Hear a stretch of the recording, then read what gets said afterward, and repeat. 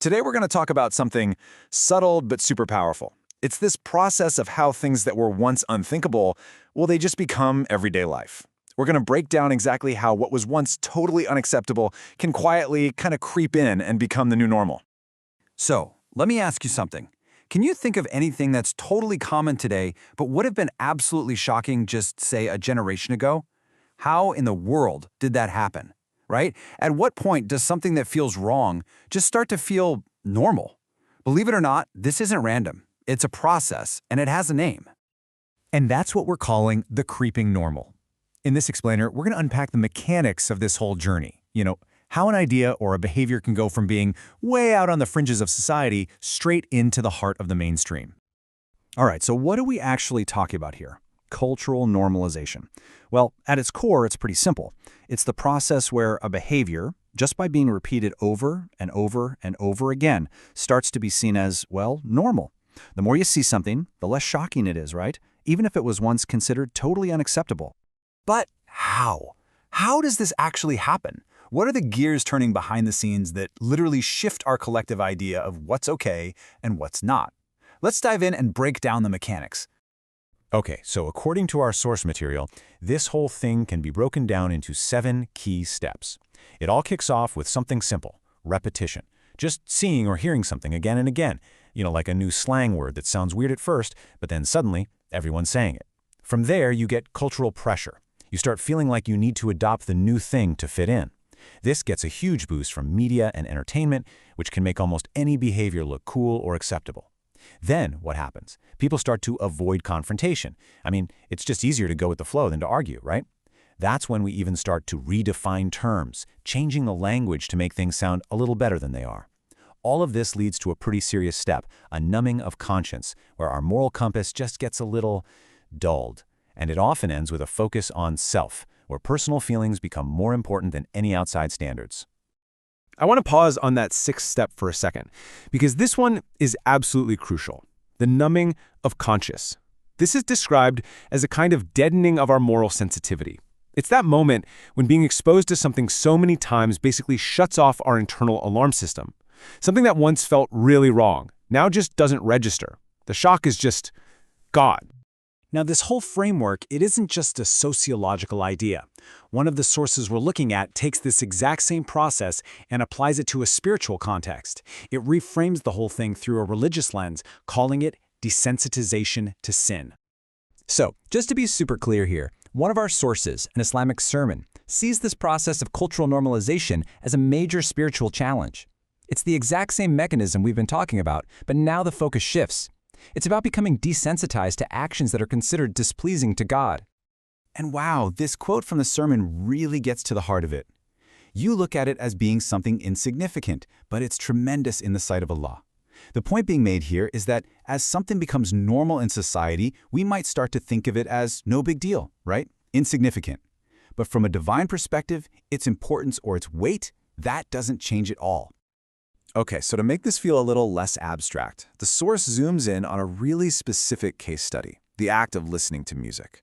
Think about it. This is a behavior that is completely and totally normal in most cultures around the world. But within this specific religious framework, it's actually put under the microscope as a perfect example of this whole desensitization process. And right away, the source makes a really important distinction here. It's not talking about just hearing music.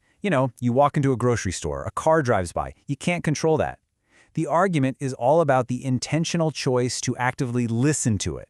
It's the difference between hearing background noise and intentionally putting on your headphones to listen to a specific playlist. So the sermon lays out 3 main arguments against this. First up, it's seen as a distraction, something that pulls your attention away from remembering God. Second is the idea of a direct spiritual impact, the argument that even without lyrics, the music itself can influence your soul and your emotions. And third, the source brings up a prophetic warning, pointing to a religious text that apparently groups musical instruments with other major sins like alcohol and illicit sex.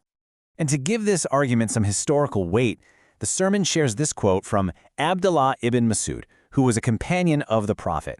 He said, "Music causes hypocrisy to grow in the heart just like water causes grass to grow on the land." That's a pretty powerful analogy, right? He's using this image from nature to describe what he saw as the effect of music on a person's inner spiritual life. All right, I know what some of you might be thinking right now. With all the huge problems happening in the world, war, poverty, you name it, why on earth are we focusing on something that seems so minor? Well, believe it or not, our source tackles that exact question head-on. And there's the question right there. It's a really common pushback, isn't it? This idea that getting bogged down in smaller, personal things is just a distraction from the real issues that the world is facing. So, to answer this, the sermon tells a pretty dramatic story from history. I want you to picture this. A revered early Islamic leader, Caliph Omar, is literally on his deathbed. He's just been mortally wounded by an assassin. A young man comes in to offer some words of encouragement. As the young man turns to leave, Omar, who is in his final painful moments, notices something. The man's robe is dragging a little on the ground, and despite everything he's going through, Omar actually calls out to him and says, "Raise your garment. It is cleaner for your clothes and closer to piety." I mean, think about that. In the face of his own death, this tiny detail was still important to him. The message is pretty clear. The small things still mattered, even then. So what's the logic behind this? Well, the source argues that big and small issues aren't an either-or thing. They're not mutually exclusive. The idea is that dealing with your own personal habits helps build the discipline you need for bigger challenges. It also helps prevent that slow chipping away at a community's standards over time. And, maybe most importantly, it stops us from using bigger problems as an excuse to ignore our own stuff. Okay, so if that's the problem as this source sees it, what's the solution? What can you actually do? Well, the sermon proposes a really practical, actionable plan to help a person resist this whole process of normalization. It's basically a 4-point plan for what it calls personal vigilance, and it's all about being conscious of what you consume. First, guard the ears, so maybe replacing music playlists with Quran or lectures. Second, guard the eyes, unsubscribing from content that you feel is a spiritual distraction. Third, guard the tongue. This means pausing before you speak and trying to increase your remembrance of God. And finally, guard the heart. That means avoiding things you know are triggers for you and actively going out and seeking more religious knowledge. And really, this brings us to the core message from this particular source. Look, regardless of how you personally feel about the specific example of music, the underlying principle being presented is that real, meaningful change has to start with the individual. It's all about becoming aware of our own daily habits and then making a conscious effort to line them up with the values we say we hold. And that really brings us to the final question, the one we want to leave you with. If we take this whole framework of the creeping normal and apply it to our own lives, our own society, what's something that we've normalized today? What behaviors or ideas have we all accepted, maybe without even realizing it was happening?